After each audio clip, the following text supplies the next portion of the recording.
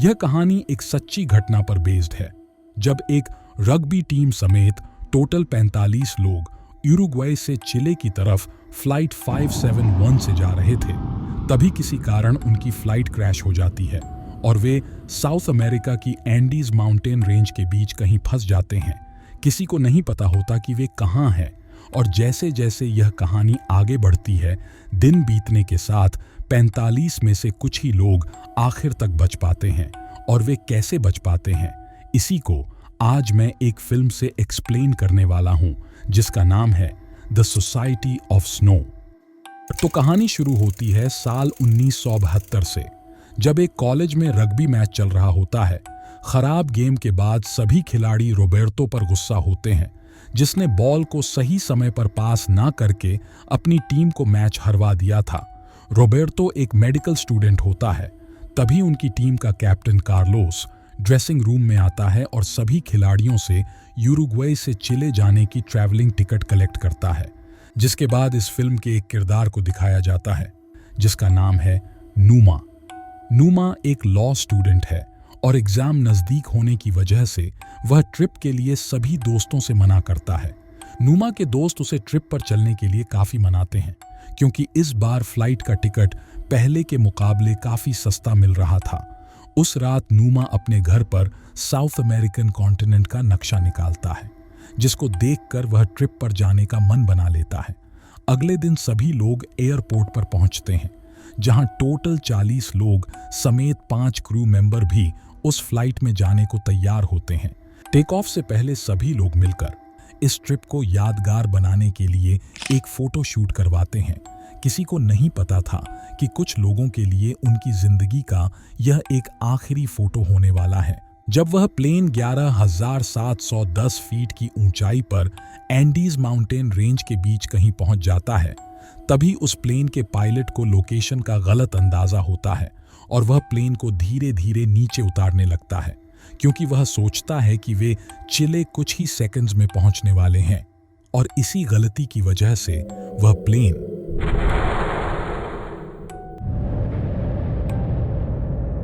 Crash के बाद उस प्लेन में हर तरफ सन्नाटा छा जाता है।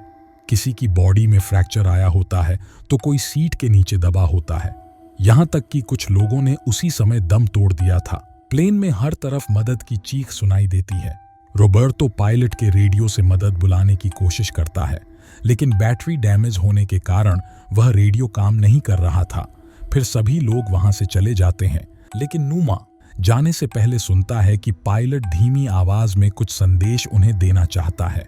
वह नूमा से कहता है कि ईश्वर उनकी रक्षा करें, क्योंकि ऐसा माना जाता है कि आज तक जो भी उन एंडीज पहाड़ियों के बीच फंसा है, वह कभी भी जिंदा वापस नहीं लौटा है।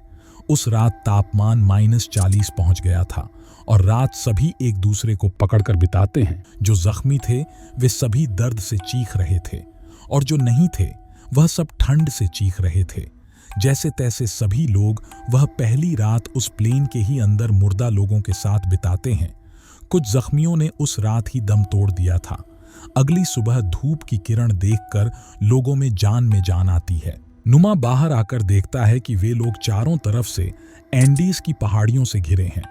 कार्लोस तभी नुमा और बाकी लोगों के साथ प्लान बनाता है कि वे जख्मी लोगों को सहारा देंगे और उनके लिए जो बन पड़ेगा वह करेंगे। इसके बाद वह सारी डेड बॉडीज को प्लेन से बाहर अलग रख देते हैं और खाने की छोटी से छोटी चीज वे जमा करने लगते हैं। एक व्यक्ति का खाना 28 लोगों में बांटा जाता है, ताकि वह खाना ज्यादा से ज्यादा दिन चल सके। क्रैश के बाद 45 लोगों में से 12 की तुरंत मृत्यु हो गई थी और पहली रात के बाद 5 लोगों ने दम तोड़ दिया था। नाश्ता करते समय सभी लोगों को अचानक एंडीज पहाड़ियों से टकराकर हवाई जहाज की गूंज सुनाई देती है। वे सभी समझ जाते हैं कि यह एक रेस्क्यू टीम है जो उन सभी को यहां से ले जाने के लिए आई है। लेकिन बदकिस्मती से रेस्क्यू टीम की नजर क्रैश साइट पर नहीं पड़ती। उसी रात अपने आप को ठंड से बचाने के लिए वे लोग प्लेन के बाहरी हिस्से में सारे बैग फंसा देते हैं, ताकि वे ठंड से बच सके, और उस रात किसी भी व्यक्ति की जान नहीं जाती। अगले दिन वे सभी एक्स्ट्रा बैग्स की मदद से बर्फ पर एक क्रॉस का साइन बना देते हैं। ताकि रेस्क्यू टीम का जहाज उन्हें देख सके और एक बार फिर से सभी को रेस्क्यू टीम का जहाज दिखाई देता है। जहाज के मूवमेंट से सभी को लगता है कि रेस्क्यू टीम ने उन्हें देख लिया है और वे सभी जश्न मनाने लगते हैं और उनके आने का इंतजार करते हैं। इंतजार करते करते अगला दिन भी आ जाता है और उस दिन आसमान पर कोई भी जहाज नहीं दिख रहा था, जिससे सभी समझ जाते हैं कि जहाज ने उनको देखा ही नहीं था। इसके बावजूद कार्लोस सभी को विश्वास दिलाता है कि रेस्क्यू टीम जरूर आएगी, लेकिन कुछ लोग कार्लोस की बात से सहमत नहीं होते और वे कहते हैं कि उन्हें अपनी जान खुद ही बचानी होगी। तभी रोबर्टो सबसे कहता है कि वे लोग खाने के बिना सिर्फ 3 हफ्ते तक ही जीवित रह सकते हैं। पानी के बिना सिर्फ 3 दिन और हाइट पर होने की वजह से वह ज्यादा कैलोरी बर्न कर रहे हैं, जिससे वह सभी को यह समझाना चाहता है कि उन्हें जो भी करना है जल्द से जल्द करना होगा और उन्हें रेस्क्यू टीम के इंतजार में अपना समय व्यर्थ नहीं करना चाहिए। नुमा तभी प्लान बनाता है कि उनको उस जगह पर जाना होगा जहां प्लेन क्रैश हुआ था, क्योंकि वहां पर प्लेन का पिछला हिस्सा है और उसमें बैटरीज पड़ी है, जिससे वह रेडियो ओनन करके मदद बुला सकते हैं। नुमा और रोबर्टो के साथ 2 अन्य लोग प्लेन के पिछले हिस्से को ढूंढने निकल जाते हैं। रास्ते में उन सभी को एंडीज की एक पहाड़ी पर बर्फ का एवलांच आता दिखता है, जिसको देखकर नुमा और उसके साथी डर जाते हैं और वे वापस लौट जाते हैं। खाने के बिना अब सभी को 6 दिन हो चुके थे। कुछ लोग अपने जख्मों की चोट को अपना निवाला बनाते हैं। पानी की व्यवस्था वे दिन में धूप की किरण से बर्फ पिघलाकर किया करते थे। उस रात जब सभी ठंड से कांप रहे होते हैं, तभी रोबर्टो कार्लोस से कहता है कि उन्हें जिंदा रहने के लिए खाने की जरूरत है, नहीं तो वह मर जाएंगे।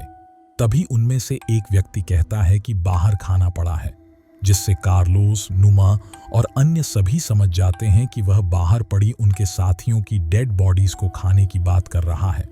रोबर्टो के साथ कुछ अन्य लोग भी डेड बॉडी को खाने वाली बात से सहमत होते हैं, लेकिन कुछ इस बात के विरुद्ध भी होते हैं, जैसे कार्लोस, नुमा और कई अन्य लोग जो उन सभी को 2 दिन और वेट करने को कहते हैं। तभी एक व्यक्ति कहता है कि वह अपने साथियों की डेड बॉडीज को कैसे खा सकते हैं, क्योंकि यह एक इल्लीगल काम है। जिसके बाद रोबर्टो कहता है कि उनके पास जिंदा रहने का यही एक जरिया है, क्योंकि अब सभी की हालत बिगड़ने लगी है और रोबोटों के साथ 2 अन्य लोग डेड बॉडीज को काटने और निवाला बनाने के लिए तैयार होते हैं। अंत में नुमा समझाता है कि वह अपने साथियों की परमिशन के बिना उनकी डेड बॉडीज को अपनी खुराक नहीं बना सकते, क्योंकि यह एक जुर्म है। तभी रोबोटों कहता है कि उसे जिंदा रहने का पूरा हक है और उन्हें यह काम करना ही होगा। कुछ दिन तक लोगों को जो मिलता है उसे ही वे अपनी खुराक बना लेते हैं, फिर चाहे वह सिगरेट ही क्यों ना हो। लोग अपना ध्यान भटकाने के लिए अपने घर वालों को खत लिखते हैं। कुछ लोग असहनीय ठंड से दम तोड़कर बीच में ही साथ छोड़ देते हैं और जो बचे हैं वह ऊपर वाले से खुद के मरने की गुहार लगाते हैं। 9वें दिन रोबर्टो भूख से अपना कंट्रोल खो देता है और 3 अन्य लोगों के साथ प्लेन से बाहर जाकर उन डेड बॉडीज को काटकर अपना निवाला बना लेते हैं। यह सब देखकर नुमा को अपनी आंखों पर विश्वास नहीं हो रहा था। रोबर्टो को देखकर प्लेन में बैठे अन्य लोग भी अपना कंट्रोल खोकर बाहर जाकर उन डेड बॉडीज से अपना हिस्सा लेने लगते हैं। वह समय नुमा के लिए बहुत कठिन था, क्योंकि अपने साथियों के साथ ऐसा होता देख उसे रहा नहीं जा रहा था। 10वें दिन उन लोगों को एक सूटकेस मिलता है, जिसमें एक रेडियो पड़ा होता है जो कि खराब हालत में होता है। उसे ठीक करके वे लोग सिग्नल पकड़ने की कोशिश करते हैं, ताकि वे अपने बचाव और रेस्क्यू टीम से रिलेटेड न्यूज को सुन सके। जब नुमा प्लेन के अंदर बैठा होता है, तभी वह बाहर अपने साथियों की चीज सुनता है, मानो उन्होंने कुछ ऐसा सुन लिया हो जो कि वह कभी न सुनना चाहते हो। नुमा रेडियो में सुनता है कि उनका रेस्क्यू मिशन खत्म किया जा रहा है, क्योंकि रेस्क्यू टीम को क्रैश प्लेन का एक भी मलबा नहीं मिला और अब क्रैश प्लेन को ढूंढने का काम अगले साल की शुरुआत में किया जाएगा। यह शब्द खत्म होते ही सभी लोगों ने अपनी हिम्मत तोड़ दी थी और उन्हें महसूस होता है कि सभी की मौत अब तय है। क्रैश के बाद से अब तक 18 लोग अपनी जान गंवा चुके हैं और अब सिर्फ 27 लोग बचे हैं। हार मानकर अब सभी लोग प्लेन में बैठकर तय नहीं कर पा रहे थे कि अब उन्हें क्या करना चाहिए। कार्लोस भी सभी से कहता है कि उन्हें जिंदा रहने के लिए अब डेड बॉडीज को खाना ही होगा, लेकिन नूमा मरते दम तक ऐसा नहीं करना चाहता था और जल्द से जल्द वह वहां से निकलना चाहता था। इसलिए वह 2 लोगों के साथ एक बार फिर से प्लेन के रेडियो की बैटरीज ढूंढने के लिए पहाड़ी चढ़ने लगता है। सफर के दौरान उसे अपना वही दोस्त की बॉडी मिलती है जो कहानी की शुरुआत में उसे चिले जाने के लिए मना रहा था। उसे गले लगाने के बाद वह फिर से आगे बढ़ता है। तभी उन्हें बर्फ का तूफान जकड़ लेता है और वे उस रात वहीं फंस जाते हैं। लंबा सफर तय करने के बाद वापस जा पाना संभव नहीं था। वह रात तीनों एक दूसरे को पकड़कर बिताते हैं ताकि किसी तरह उन्हें इतने कम तापमान में गर्माहट मिल सके। पूरी रात ठंड से कांपने के बाद अगली सुबह वह अपने आप को बर्फ में दफन पाते हैं। नूमा समेत बाकी 2 व्यक्तियों की भी हालत बहुत गंभीर हो जाती है और एक बार फिर से हार कर वे वापस अपने लोगों के पास लौट जाते हैं। नूमा प्लेन में पहुंचता है और नैंडो, जो एक मेडिकल स्टूडेंट है, उसे सारी इंफॉर्मेशन देता है कि पहाड़ियों का रास्ता कैसा है और कितनी दूरी पर प्लेन का पिछला हिस्सा पड़ा है। इसके बाद नैंडो नूमा से डेड बॉडीज को खाने के लिए फोर्स करता है, क्योंकि नूमा ने क्रैश होने के बाद से अब तक कुछ भी नहीं खाया है।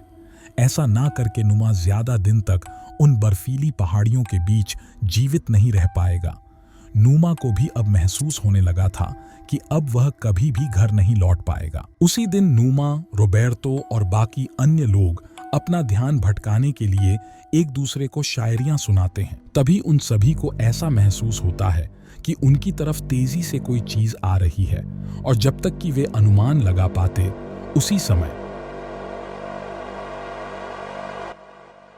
तभी पता लगता है कि आधे से ज्यादा लोग बर्फ के अंदर दफन हो चुके हैं। जो बच जाते हैं वह बर्फ खोद कर फंसे लोगों को बाहर निकालने की कोशिश करते हैं।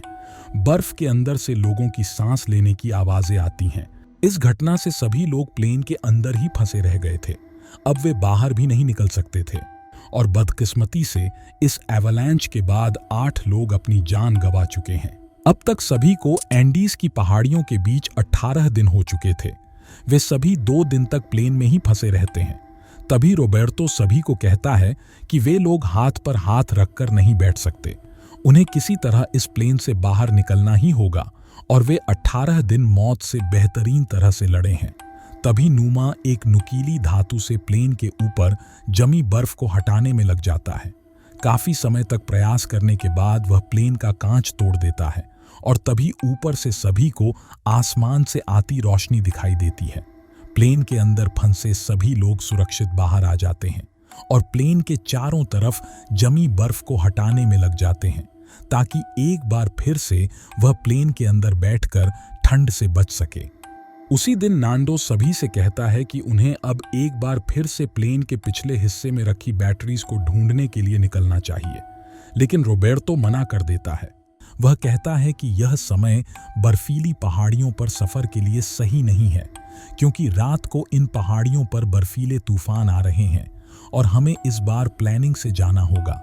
तभी उनमें से एक व्यक्ति कहता है कि बर्फ 15 नवंबर से पिघलने लगेगी, जिसके बाद बर्फीले तूफान भी कम हो जाएंगे और तब वे यहां से निकल सकते हैं। और उस समय के लिए अभी 2 हफ्ते बाकी हैं और 2 हफ्ते उन्हें कड़ी प्लानिंग करनी होगी। 36वां दिन आ जाता है, जिस दिन उनमें से कुछ लोग पहाड़ियों का सफर करके प्लेन का पिछला हिस्सा ढूंढने के लिए जाएंगे। नूमा, रोबर्टो के साथ नांदो और रॉय, वे 4 व्यक्ति होते हैं जो इस काम को अंजाम देने के लिए तैयार होते हैं। वे लोग कुछ मील आगे बढ़े ही थे कि तभी नूमा अचानक से गिर जाता है, क्योंकि वह हाइपोथर्मिया का शिकार होने लगा था और वह वापस लौट जाता है। वापस लौटकर प्लेन में बैठे बाकी लोग उसकी देखभाल करते हैं। नूमा की यह हालत उसके खाना ना खाने की वजह से हो रही थी और साथ ही ठंड भी उसे अपनी जकड़ में ले रही थी। नूमा मजबूर था और वह अंदर से अपने दोस्तों की मदद करना चाहता था, लेकिन कर नहीं सकता था। अगली सुबह दिखाया जाता है कि रोबर्टो, नांदो और रॉय आखिरकार प्लेन के पिछले हिस्से को ढूंढ ही लेते हैं। जहां उन्हें रेडियो की बैटरीज मिल जाती है, वहां कुछ सूटकेस भी पड़े होते हैं, जहां से वे जरूरत का सामान उठा लेते हैं, जैसे कि कुछ गर्म कपड़े और रम की बोतलें, ताकि उन्हें गर्मी मिल सके। वे वापस जाकर प्लेन में फंसे अपने लोगों को सारी बातें बताते हैं कि उन्हें प्लेन की बैटरीज मिल चुकी है और बैटरीज भारी होने के कारण उन्हें प्लेन का रेडियो ही प्लेन के पिछले हिस्से तक ले जाना होगा। नांदो नूमा को चॉकलेट्स देता है जो उसे उन सूटकेस में मिली थी, जिसको खाने से पहले नूमा 2 बार भी नहीं सोचता। नांदो नूमा से कहता है कि उसे विश्वास है कि प्लेन का रेडियो ठीक हो जाएगा और वह कुछ ही समय में मदद बुला लेंगे, जिस तरह उन्होंने पहले वाला रेडियो ठीक कर दिया था। रोबर्टो और नांदो फिर से प्लेन के पिछले हिस्से के पास पहुंच जाते हैं, जहां रॉय रेडियो ठीक करने में लग जाता है। रॉय एक मैकेनिक होता है। रेडियो ठीक होने के बाद Roberto air traffic control team से मदद बुलाने की कोशिश करता है, लेकिन उनकी आखिरी उम्मीद भी खत्म हो जाती है जब सामने से कोई जवाब नहीं आता। वह सभी लोग अब हर चीज से हार चुके थे और बचने का कोई भी साधन नहीं रह गया था। मौत को धीरे धीरे अपनी तरफ आता देख वे सभी अब डरने लगे थे। अगले दिन सभी रेडियो में सुनते हैं कि उनकी सरकार रेस्क्यू ऑपरेशन फिर से शुरू करने जा रही है, लेकिन इस बार वे लोग पहले जैसी गलती नहीं दोहराना चाहते थे। तभी नांडो कहता है कि उसे विश्वास है कि इन एंडीज पहाड़ियों के पीछे चिले देश है, जहां वह बर्फीली पहाड़ियों का सफर तय करके अपने साथियों के लिए मदद बुला सकते हैं। निकलने से पहले रोबर्टो और नांदो बर्फीली पहाड़ियों के लिए कड़ी प्लानिंग करते हैं। वे कुछ स्लीपिंग बैग्स अपने लिए तैयार करते हैं ताकि अगर उन्हें पहाड़ियों में रात गुजारनी पड़े तो वह ठंड से बच सकते हैं। उसी दिन नूमा प्लेन में नैंडो से कहता है कि वह ज्यादा दिन तक टिक नहीं पाएगा और वह चाहता है कि उसके सारे दोस्त नूमा के मरने के बाद उसकी बॉडी को अपना निवाला बना सकते हैं, ताकि वे लोग कुछ और दिन जिंदा रह सके। नूमा जानता है कि वह वापस बच के नहीं जा पाएगा और वह नांदो को बाकियों को बचाने के लिए मोटिवेट करता है। और अगली सुबह हम देखते हैं कि नूमा भी इस दुनिया को अलविदा कह गया था, जिसका मुझे भी बहुत बुरा लगता है। नूमा की मौत का गम सभी को था, क्योंकि वही एक ऐसा व्यक्ति था जो आखिरी दम तक सबको बचाने के लिए लड़ना चाहता था। नूमा की बॉडी से एक लेटर मिलता है, जिसको धीरे धीरे सभी को पास किया जाता है ताकि वह लेटर सभी लोग पढ़ सके। जैसे ही वह लेटर रोबर्टो के हाथ में आता है, रोबर्टो को अपने साथियों को बचाने की हिम्मत मिलती है और वह कहता है कि वे लोग अगले दिन ही पहाड़ चढ़कर चिले की ओर बढ़ेंगे। नूमा ने लेटर में लिखा था कि अगर मैं अब मर जाता हूं तो सबसे महत्वपूर्ण बात यह है कि मुझे अब और पीड़ा नहीं होगी। अगले दिन सारी तैयारी के साथ रोबर्टो नांदो के साथ एक और व्यक्ति वह बर्फीली पहाड़ियों का सफर करने को तैयार हो जाते हैं। उनका प्लान था कि वह 3 लोग पहाड़ी चढ़कर दूसरी तरफ चिले देश जाएंगे और वहां से मदद बुलाकर बाकी लोगों को इन एंडीज पहाड़ियों के बीच से निकालेंगे। दिन भर पहाड़ चढ़ने के बाद शाम होते ही वह अपने स्लीपिंग बैग्स का सहारा लेकर ठंड से बचने की कोशिश करते हैं। कई दिन का सफर तय करके वे लोग एक ऐसी ऊंचाई पर पहुंचते हैं जिसके पार का दृश्य वह कभी नहीं देखना चाहते थे। उनके सामने कई 100 पहाड़ खड़े थे, जिसको पार करने के लिए उनको कम से कम 10 से 12 दिन लग जाते। नांडो कहता है कि इतनी ऊंचाई पर आकर अब वे पीछे नहीं हट सकते और उन्हें यह 10 से 12 दिन का सफर तय करना ही होगा। तभी रोबर्टो कहता है कि उनके पास सिर्फ 1 हफ्ते का खाना बचा है, लेकिन नांडो प्लान बनाता है कि उनमें से एक व्यक्ति वापस उन्हीं के लोगों के पास जाएगा ताकि खाना 2 व्यक्तियों के लिए ज्यादा से ज्यादा दिन चल सके, और वह अपने साथी को वापस भेज देते हैं। जिसके बाद नांदो रोबर्टो के साथ चिले देश की ओर बढ़ने लगता है। 10 दिनों का सफर करके जब एक सुबह वे लोग नदी के पास पानी पी रहे थे, तभी नांदो की नजर नदी पार घोड़े पर सवार एक व्यक्ति पर पड़ती है, जिसको देखकर दोनों की खुशी का कोई ठिकाना नहीं था। नांडो जल्दी से एक कागज पर लिखता है कि वह उन्हीं लोगों में से है जो एंडीज की पहाड़ियों पर कुछ महीने पहले प्लेन क्रैश से फंस गए थे, और एक पत्थर में बांधकर नदी पार उस व्यक्ति के पास फेंकता है।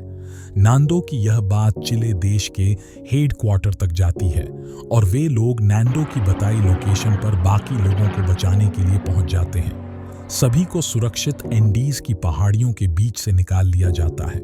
72 दिन गुजारने के बाद इस हादसे में 45 में से सिर्फ 16 लोग बच पाते हैं। सभी को सही सलामत हॉस्पिटलाइज कर दिया जाता है और उनकी कई दिनों तक देखभाल चलती है। जो उन पहाड़ियों से बच के निकल के आते हैं वह अपने परिवार से सही सलामत मिल पाते हैं, और जिन्होंने अपनी जिंदगी दूसरों के लिए सैक्रिफाइस कर दी है उन लोगों की आत्मा को शांति मिले। और यहीं पर इस फिल्म का अंत हो जाता है। दोस्तों, अगर आपको इस फिल्म का एक्सप्लेनेशन पसंद आया तो आप नीचे दिए लाल बटन दबाकर हमें अपना प्यार भेज सकते हैं और नीचे कमेंट सेक्शन में बता सकते हैं कि आप अगली कौन सी फिल्म का एक्सप्लेनेशन देखना चाहते हैं। और आप सभी का धन्यवाद।